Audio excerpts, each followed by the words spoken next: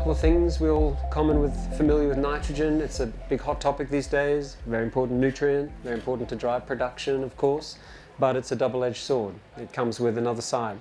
It is also a very leaky nutrient. It can also be very damaging to soil quality, soil function, but also once it escapes off-farm, getting into waterways, off-gassing into the air. It's also causing a lot of environmental decline and ecosystem issues as well. And here we have a nice little map here of kind of nitrogen excess in relation to production. And you can see we have a few kind of hot spots around North America, Western Europe, and over in particularly in Asia, where we do have a burden, an over application of nitrogen. And some of the issues around that is that it does undermine plant health, and that is because when we have an imbalance of nitrogen in relation to the other nutrients that work with nitrogen and help nitrogen do the good things that it does, like drive yield, production, protein, quality, when we have an imbalance of that nitrogen with those other nutrients, then we have an excess of nitrogen building up in the plant in the wrong form, and this is what then can make the plants actually more attractive to pests and disease and the like. So when we undermine plant health, this then can lead to things like loss of biodiversity, and we see this also in natural ecosystems. We have issues with soil carbon fluxes, so too much nitrogen can burn off the carbon in the soil, stimulating the release of carbon dioxide. And then, as I mentioned, the nitrogen in that nitrate form can leach into the waterways, and that's not good for human health, just like high nitrates are also not good for animals and livestock in their feed. It's also not good in our drinking waters either. So if we look at then typical nitrogen fertilizers, typical synthetic fertilizers, they actually have quite low efficiency in terms of what we apply, how much do we get into the plant. And with nitrogen, it hovers around about 50-odd%, give or take. So about 50-odd% makes it into the plant, whereas that other 50-odd% is not necessarily always lost, but it potentially is lost. So some of that nitrogen will still be held in the soil organisms. So they will hold on to some of that and held onto the soil particles, but some is then prone to leaching and off-gassing. So nitrogen has generally about that 50-odd% nitrogen use efficiency, so there is room for improvement. We do have an opportunity to use less and achieve more if we just work on addressing some of those inefficiencies. And it's this difficult example of nitrogen, that particular nutrient, that is just so very, very reactive, that makes it so volatile, makes it so easily lost. Other nutrients are different. Nitrogen is a very special example that one nutrient can exist in many different forms. Some gaseous forms like ammonia and nitrous oxides that can float off into the air, and then that nitrate form that of course leaches through the water. So when we talk about nitrogen use efficiencies, we actually have, I'd like to introduce kind of two different definitions of this. One is the traditional one that I just quoted you, really, which would more accurately be called the nitrogen uptake efficiency. So that's referring to the total nitrogen in the plants relative to the amount of fertilizer we applied. So how much fertilizer we applied, how much of that got into the plant. But we also have another way to think about nitrogen use efficiency, and this is the nitrogen utilization efficiency. And this is defined as the biomass production or the yield relative to the total nitrogen in that plant. So here I'm saying once we get nitrogen into the plant, how much biomass can we produce per unit of nitrogen in the plant? And to answer that question, we have to then unpack those different forms of nitrogen, because the different forms of nitrogen have can more or less efficiently be used by plants. And so by adjusting the forms of nitrogen that we use, we can actually grow more biomass per unit of nitrogen in the plant. Other problems with uptake, we can't make the assumption that just because nutrients are in the soil, that they are then being taken up by the plant. We can do soil tests and we might say, well, I've got enough of XYZ, but just because it's there, it doesn't mean it's been taken up. And there'd be a range of different reasons why that would be. Some of them could be obvious things like high temperatures and stressed plants, high temperatures drying soil, so soil moisture. As that soil dries out, it gets harder and harder for some of the plants to then extract nutrients, particularly from the soil water fractions. And then we have other things like salinity or salts, not generally a big issue here in the UK, but pH extremes. So that can be a factor. That can also limit the nutrient availability and uptake even if those nutrients are there. And then we have other more biological factors, like if the plant is under pest or disease attack, other stresses, then its nutrient uptake abilities are compromised when it's dealing with other issues. And other things like poor soil biology generally. Soil biology, one of their very important functions is to cycle nutrients, to make them available. So if we have poor soil quality, compact soils, very wet soils, maybe through a long winter like this, as those soils come out of that, typically if they've been waterlogged for a good period of time in the winter, the soil biology is going to be compromised from that process. So their activity will not be optimized, so therefore nutrient cycling will also be limited. Now nitrogen particularly, as I really have touched on already, it's very prone to those losses, the leaching, the off-gassing and surface runoff through erosion. But there are other processes in soils, particularly more so for some of the other nutrients, that can actually lock them up as well, bind to nutrients, immobilize them. Again, they're still there, but they're locked up with other nutrients, making them insoluble and unavailable. So again, just emphasizing that we can't assume that just because there are nutrients in the soil that they're actually coming up into the plant. So the other thing that we're all familiar with, of course, is nitrogen fixation. This is the very process that we're trying to encourage. We're all aware of legumes do this very well with their rhizobium partners, and those bacteria have that very special advantage to take nitrogen gas out of the air and convert it in a form to give to the plant. Well, we do also have many other nitrogen fixing bacteria who associate with other plants. So it's not just legumes and it's not just rhizobium, although they are the kings at this, they are clearly the best at this process, but we do have other free living and other bacterial species who can associate with grasses, with cereals, with brassicas, with any plants, shrubs, trees, you name it. And in the same way that I'm sure that many of you would be aware that when we apply nitrogen fertilizer to legumes, that then those rhizobium become lazy because they don't need to fix nitrogen because we have applied that nitrogen. And the same is true with our other free living bacteria as well. And this is what this study here was demonstrating, that some of those other free living bacteria are also suppressed by nitrogen applications. And so the very thing that of course we are trying to encourage to get maximum free nitrogen through that fixation process, we are undermining that process when we apply nitrogen fertilizer. So again, this is that double-edged sword, is that yes, of course, very important for production, but yes, also very reactive and easily lost.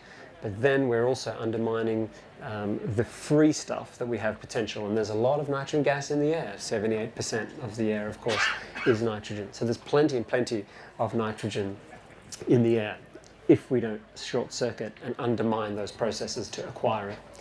So how can we improve some of the uptake and some of these discussions? Well, the first thing here to say then is that in the classic view of plant nutrition, we've been very focused on these forms, the inorganic forms of nitrogen, the ammonium, the nitrate, that these are the two predominant forms of nitrogen that the plants use up.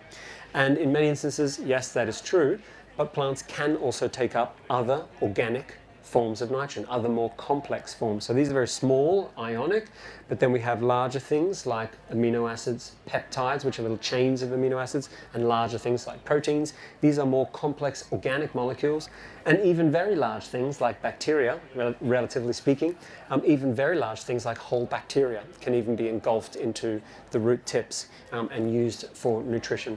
So the point I'm just trying to emphasize here is that plants can use many different forms, many different types of nitrogen, and an efficient plant is a plant that's very good at acquiring all of those, not just those inorganic forms, but also some of those organic forms.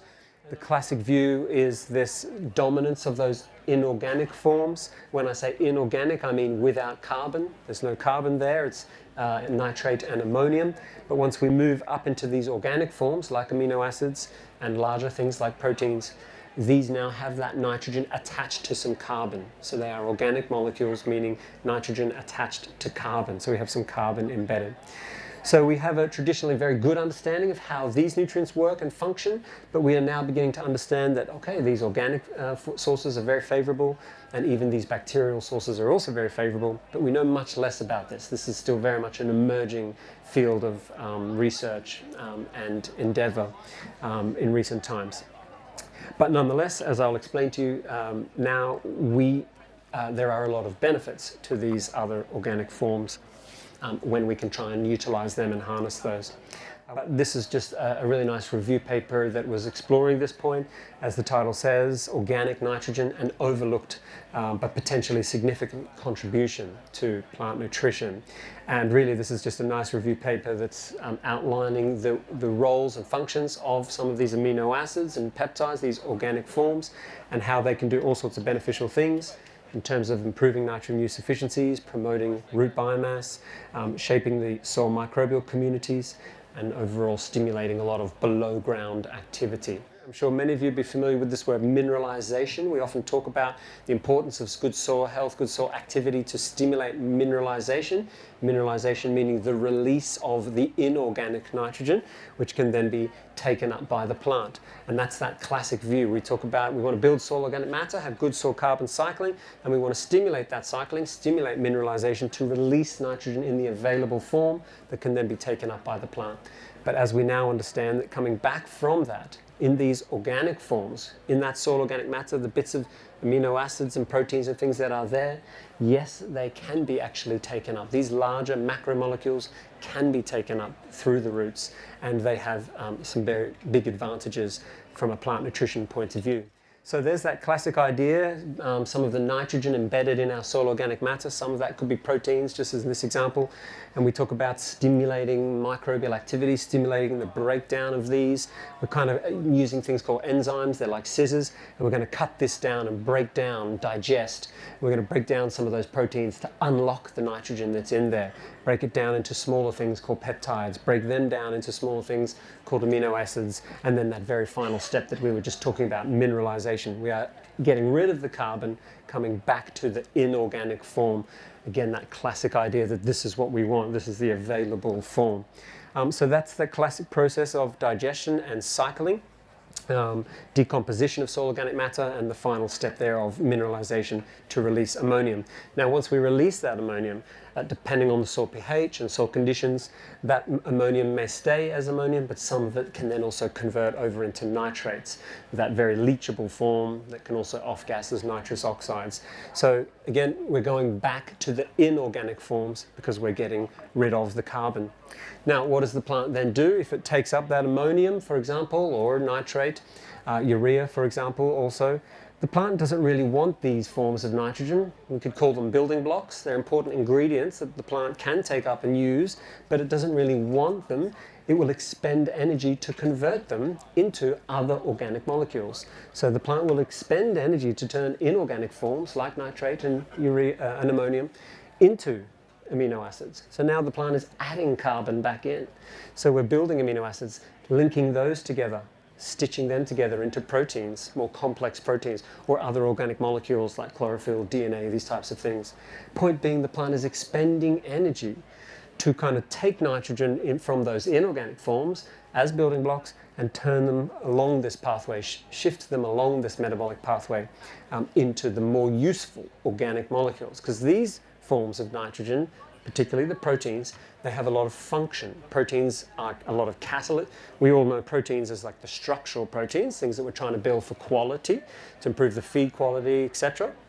But there are many other proteins which are called metabolic proteins. These are enzymes, these are catalysts, these are important things that promote various growth processes in the plant.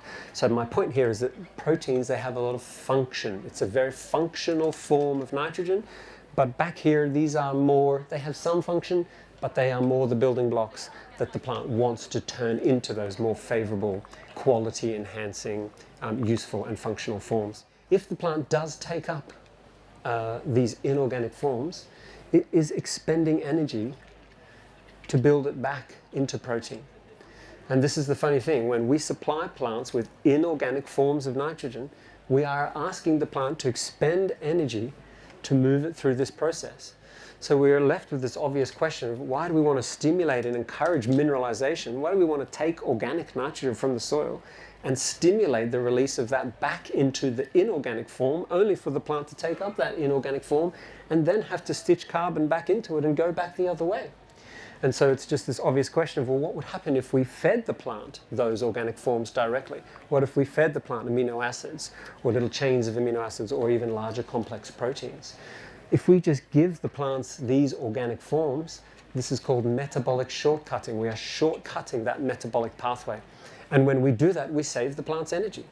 The plant does not have to expend energy back here using that nitrate and converting it to ammonium, or expending energy from ammonium into amino acid. So this is the point about feeding plants organic nitrogen, particularly these amino acids, that they are metabolically efficient for the plant to use these. We can save energy. And when I say save metabolic energy, I mean if the plant doesn't have to waste energy doing this, doing protein synthesis, nitrogen utilization, it can use that energy elsewhere for whatever, growing more tillers, filling more grain, growing deeper roots, whatever it might be. So we are liberating the plant's energy to be used elsewhere for growth processes. And this is that point. I return to the definition we started with, the nitrogen utilization efficiency. How much biomass can we produce per unit of nitrogen in the plant? And if you give the plant more of these organic forms that save energy, that energy saved can be used to produce more biomass. We give the plant more expensive forms, energetically expensive forms like nitrates and ammonium, then the plant wastes that energy to use those, and therefore having less energy for other biomass enhancing and growth processes. And that's the essence of that idea of the efficiency, the benefit of these organic forms. And this is a really nice paper that's just breaking this down into some numbers for you, some carbon economics, where we're just going to compare some inorganic forms like nitrate and ammonium with some amino acids. And they're making this point here, I won't read it to you, but just they're making this point that the organic forms are more efficient for that reason. And here's the numbers that I'm kind of referring to. So what we're looking at here is how much carbon, and when I say carbon, that's really referring to the energy, how much carbon does it take for the plant to process or to utilize 1 gram of nitrate, 1 gram of ammonium, for example. So what is the carbon cost, or what is the energetic cost to convert, for example, a gram of nitrate over into those useful forms? So you can see here, if we look at nitrate, there is a cost of 5.81. We'll start at the top here. So that means that the plant has to use 5 grams of carbon, 5.81 grams of carbon, to then make use of that nitrate. Now nitrate is inorganic, it has no carbon embedded, so there is no carbon bonus, there's no free carbon there, so our net costs remain the same. So nitrate uses a lot of energy to be processed, and in fact ammonium uses a little bit less. So you can see now here that to use ammonium we only need 4.3 grams of carbon to process a gram of ammonium. So that's because ammonium was a little bit further up that metabolic pathway, nitrate was further back, ammonium was further up, and so therefore it's a little bit more efficient than the nitrate. And again, it's inorganic, meaning no carbon embedded, so we have no free carbon here, and therefore the net costs then remain the same. Now, if we compare that to 2 amino acids here, glutamine and arginine. Now, both these two, they also have a carbon cost to acquire them, and that's associated with building root uptake channels, so absorbing them from the soil, taking them up through the roots. There's also an energetic cost to translocate them and move them around the plant. So there is still cost associated with acquiring and using these organic forms, but the difference is they are not, because they are organic, that means they have carbon embedded. That is the nitrogen attached to some carbon, and they call that a carbon bonus here, or a rebate. It's exactly the same idea as a rebate. So we have some free carbon that is a rebate that is being absorbed by the plant. And so that comes off the cost to give us our net assimilation costs coming down here, so 2.16 and 3.02. So the reason that these organic forms are more efficient is the point I made already, that they are saving the plant's energy, and this is what I mean, and these are the types of numbers that I'm referring to, and they have carbon embedded, which is what gives them a particular advantage, because the plant is absorbing that carbon through that amino acid form. With these inorganic forms, like nitrate and ammonium, the plant has to take carbon to stitch into there to turn it into an organic form. And that carbon that the plant uses to do that comes from photosynthesis. So in essence, when we predominantly feed our plants these inorganic forms, nitrate and ammonium, it means that we are draining photosynthetic carbon. We are taking photosynthetic carbon to borrow that carbon to stitch into these inorganic forms to turn them into organic forms. And so if we provide organic forms where now the plant is absorbing carbon, it does not have to drain photosynthetic carbon. And again, that photosynthetic carbon can be used elsewhere. More tillers, more growth, etc., etc. And so that's the essence of the idea of the efficiency gain that comes with these organic forms. Here's a nice example of a small study looking at maize. And we're treating the maize, and we're looking at some various kind of root biomass properties, root length, the root biomass, various kind of root enhancing parameters that they were measuring in all of these kind of graphs. And we have 3 treatments here. We've fed these maize plants an inorganic form of nitrogen, an amino acid, and then a protein hydrolysate. And a protein hydrolysate is typically a bit of a mixture of some amino acids, some peptides, some proteins. It's a bit more of a heterogeneous type kind of product. And you can see here, let me say one last thing here. The amount of nitrogen in these 3 treatments is identical. So they're feeding the plant the exact same quantity of nitrogen, but just in different forms. Inorganic, amino acid, protein hydrolysate, it's kind of a mixture. And the inorganic is the black, the amino acid is the gray, and the protein hydrolysate is the white. And you can see as a general rule here that even though the amount of nitrogen is the same, that generally we see this kind of quite common pattern here, whereby we have more root stimulation, more root growth and activity, biomass, lateral roots, etc., where we are feeding the plant more of these organic forms. Even though the amount of nitrogen is exactly the same, that has very different response or different effects on root biomass production. And that's that point that when we save the plant's energy, it can be used for other things. For example, more root growth, more root biomass. Now we can also use nitrogen as a foliar, and that's a really good strategy to minimize some of those losses that we talked about from nitrogen from the soil, the leaching, the off-gassing.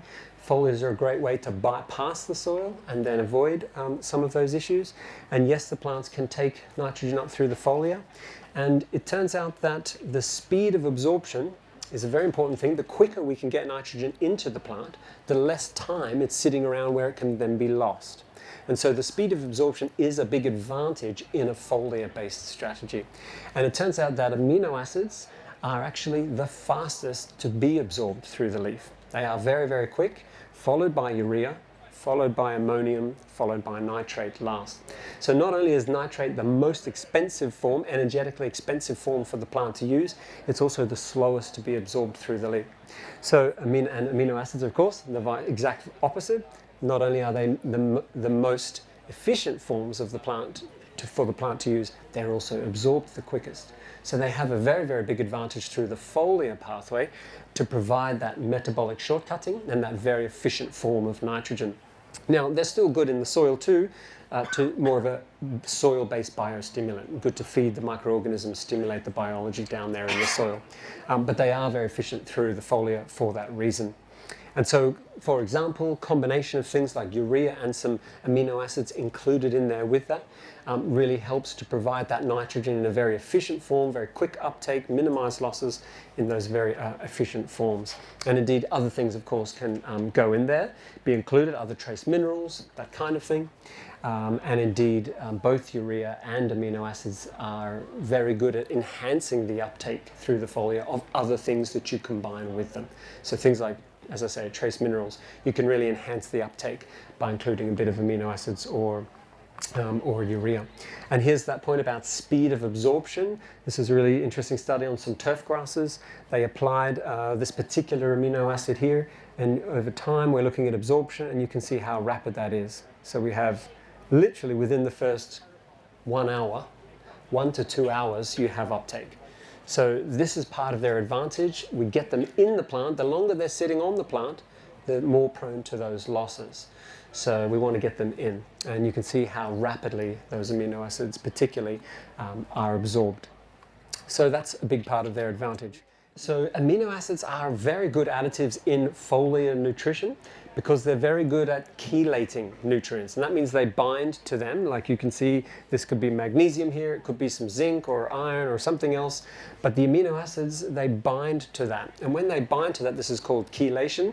And what chelated nutrients do is that they pass into the leaf much more effectively. So again, we are increasing the speed of absorption, increasing the uptake. So amino acids as additives to a foliar mix are not only very good because they are those organic forms of efficient nitrogen, but because they are good chelating agents and they improve the uptake of whatever is combined with them. So they have many multi-advantages. And I'll come back to this slide here. This is the one we looked at earlier, the nitrogen metabolism pathway, where the plant might take up nitrate or urea or ammonium, and it will move those into amino acids and the proteins. The little important detail that I left out in the previous slide that we've now added here is these nutrients in the red boxes. These nutrients are the catalysts for these conversions. And if you have a deficiency of certain nutrients, for example, in these red boxes, this metabolic pathway won't function properly. So for example, if you have a molybdenum deficiency, that nitrate gets stuck as nitrate. It can't move down that pathway because molybdenum is what catalyzes that reaction. So this is also the subtle point I mentioned at the start. It's about an excess of nitrogen in relation to the other nutrients that work with nitrogen and help it do what it does. And so you also just have to stress it's not just about nitrogen, it's not just about amino acids either. You've also got to look at some of the other nutrients that help that final step in converting those amino acids into proteins. And so, for example, some of these nutrients here are very, very important, particularly the top three. So you could still have, as good as amino acids are, they're the building blocks of proteins, but if you still have a deficiency of some phosphorus, sulfur, magnesium, for example, you could actually also still have a build-up, a backlog of amino acids too. And that's not necessarily desirable either, because we want to finish the job and get them into proteins. So I stress that actually you do need to consider plant nutrition as a whole. It's not just nitrogen, of course, it's some of these other important nutrients that catalyze and play a role there. So carbon sources are other additives like amino acids that you can use. There are other things that are similar chelating agents that wrapping up and to combine with the nutrients, as I mentioned. So things like molasses and sugars, humic, fulvic acids, seaweeds, these types of things, they're all really good carbon sources and really good chelating agents, and they will help uptake. But the amino acids are the special one on this list that, yes, do that, plus they are those organic forms of nitrogen that have that metabolic efficiency. So they're particularly good examples in that list. Okay, so in summary, excess nitrogen, yes, it undermines plant health, overall soil health, farm health, ecosystem health. Organic sources, they are more efficient for the plant to utilize, as we talked about, but they are also less leaky. They are more stable in the soil, those organic forms, as compared to those inorganic forms.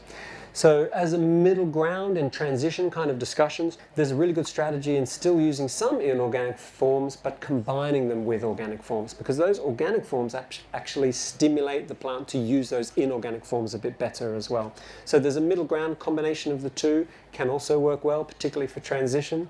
But as I stress, many other nutrients are also important. So think holistically with plant nutrition, use your plant analysis, tissue analysis, sap analysis to check for the other nutrients, because that's what's going to help you identify what your other limitations are and what else you might need. One of the big challenges, of course, in this country is that ammonium nitrate is the predominant form of nitrogen used. And, you know, look, in early spring, where you do want a bit of good vegetative growth, nitrate does enhance that. It does stimulate tillering. So a bit of these forms are okay. It's the problem generally is too much of them.